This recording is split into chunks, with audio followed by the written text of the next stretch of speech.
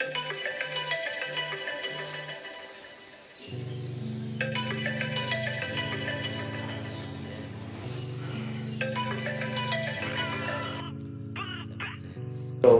I cannot stay in Montreal without going to Senegal. Like I cannot stay 2 years in Montreal without going to Senegal.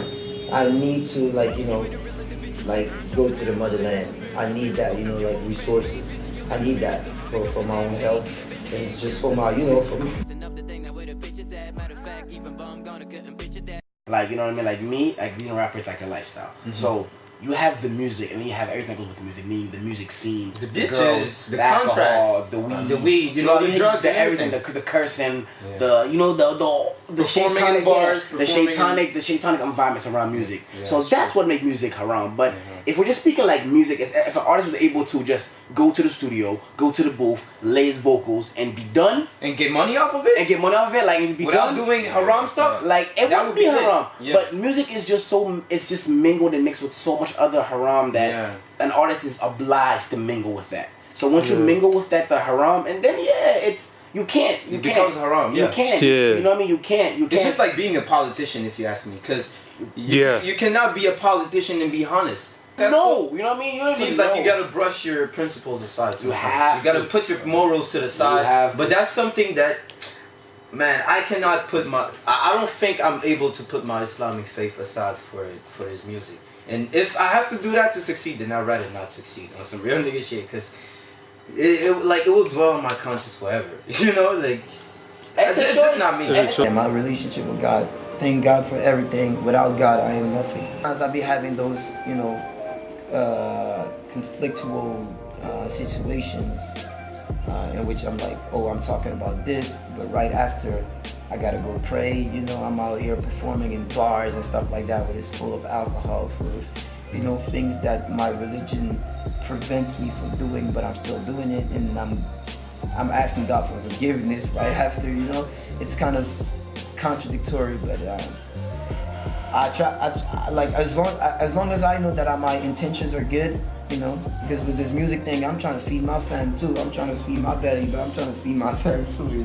So as long as I know that my intentions are good, and I'm not trying to corrupt the youth. I'm not trying to tell you go and do this or whatever, such and such, or go hit licks or some shit like that. But it's just as long as I know that my intentions are good.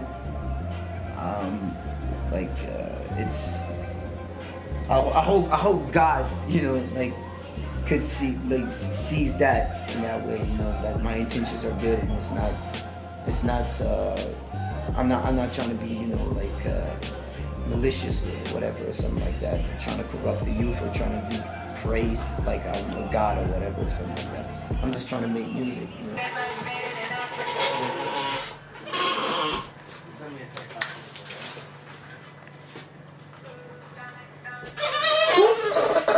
No one's gonna say it over here. This shit right there. You hate that? Yeah.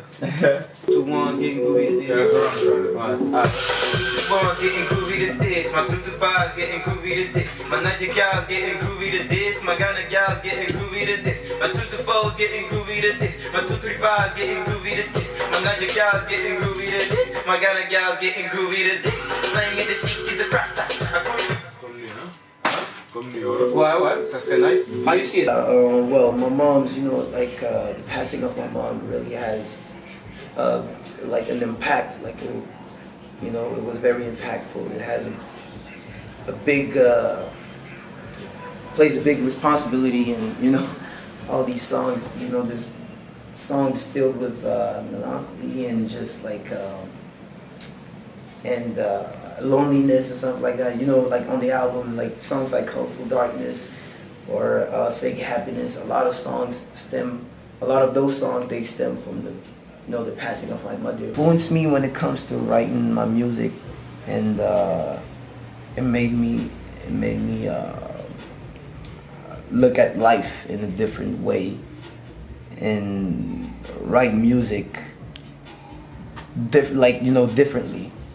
And just, it's more of a personal type of stuff now, The passing of my mom has an impact on that.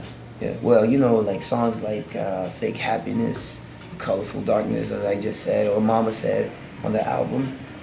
Those are the songs that, like, it's like I'm having, those are the type of songs in which, like, I'm having a conversation with my moms. I'm having a conversation with my moms right now, like, as if, like, what would you say, moms, if you were still here? You know, based on the decisions that I take, the moves that I make. Oh, I made this shit wrong. But yeah, but yeah, based on, you know, all the things that have been taking place right now, it's like I'm having this mutual conversation with my moms, as in, like, what would you say, you know, if I did this or whatever? Like, what would you say right now? Or would you applaud me, or would you just tell me, nah, don't do this or that or something, you know? Your computer is not ready for my shit. Only those two, like, those two. No, bad, but the movie said I will just load them. And no, just like, just lift. Well, okay, maybe this one too.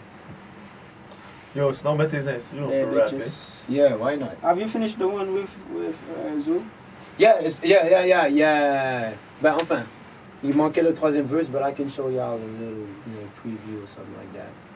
Come on, this. My life in a sense though, like imagine a tale in the gospel. Hitting up the crescendo. Yo, I'm too intense, got a few to win. I'm just walking little flames. The hooligan, back to move again. I'm a Luda, Martin's middle name. Give he pro my tape and tell him throw some D's on him. I couple good bus, fix on hydraulics and throw some D's on him. Yeah. Now you can tell that's being hood and educated. Slaughtering pigs with a hammer, I'm sacrificing my savings. Going loco. I'm going loco. Not the highest, but I'm higher than. I treat this rap game like it's a social experiment. Not the highest, but I'm higher than. I treat this rap game like it's a social experiment. You make fake moves like wrestlers. I'm finna act up. I'm the type to write my best verse, then throw it in the bin after. And the beat is bugging because it's fucking me up. But it's good. Let me just talk about it. Yo, I think fake rappers. Base is where both of us we gone. Salute, buddies. And throw it in the bin after, just to see which one rapper can use The best. Salute, bro. I smile. Let's take a beat without throwing some bands. You might just pretend. Yeah. Then come on and dance. Do it for me, don't do it for the gram. Let's take a beat without throwing some bands. You might just pretend.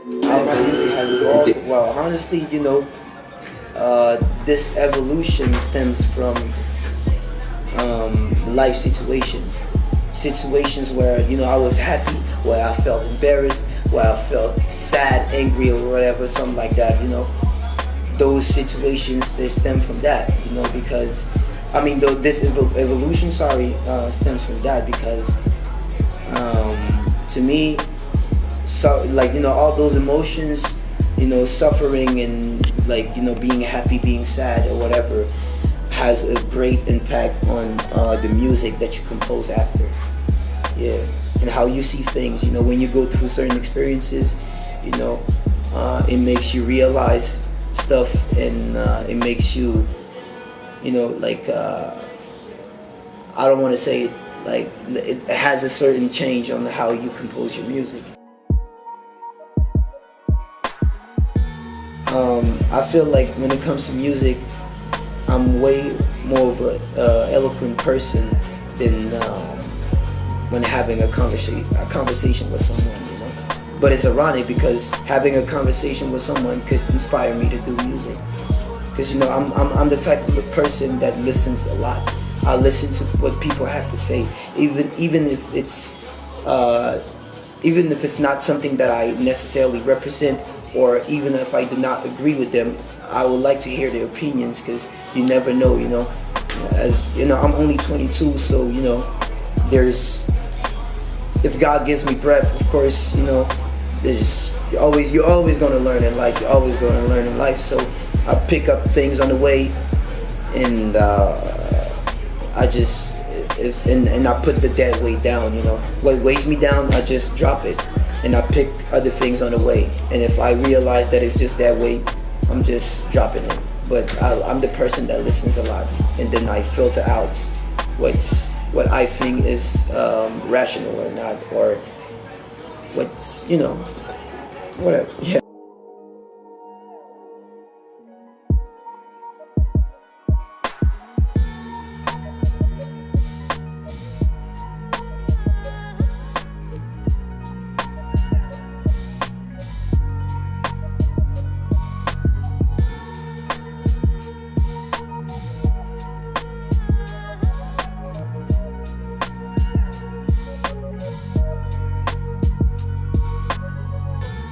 It's true. It's true, bro. It's as long as what you have inside your heart is, if good is dwelling inside of your heart, that's it. If it's bad, then consequences gonna come with it. And come. That's it. Non lo demo again. Yeah, like you said, it's super hard for us in 2017, you know, to keep our faith strong and try to strengthen that because too many hoes out here. Oh, too many temptations. Too many hoes. They fired me, so you know. After that, you know, I was looking for cash because I was trying to, you know, record this mixtape and stuff like that. And I found another job where like I was a busboy at a restaurant. Freaking hated that shit, man. As soon as I like, you know, like the first week, my nigga, like it was 6 hours nonstop.